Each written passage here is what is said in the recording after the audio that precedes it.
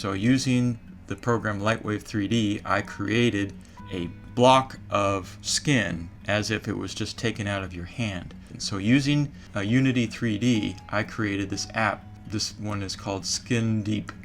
And then I wanted to be able to move around it. And so that's why I'm using Unity 3D. So here we are, sort of rotate around this, and what you see are the blood vessels, the arterioles and the venules, and then down here at the bottom for the hair follicle and the blood vessels wrapping around it. But this is my little model. The little holes that you see on the top are sweat glands. So if I hit the escape key, then I can actually click on this little button that says layers. So basically I wanted to be able to sort of take away the outer block, and when you do that you can sort of see the inside, and if I hit escape again we can sort of now sort of come down and view what's inside. If we click on the escape key and we go to the layers, we can see the Pacinian layers. That's what these ones are.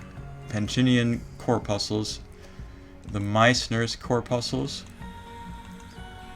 and the Ruffini's corpuscles. Now the Ruffini's corpuscles, basically those little white things that are coming out, basically they would attach to the structure of your skin there. And these are things that are most readily visible in pathology slides. So we have the blood vessels that we can remove, and then we have the capillaries. Go back and put the outer skin block up, and then we're going to go back up to the top here.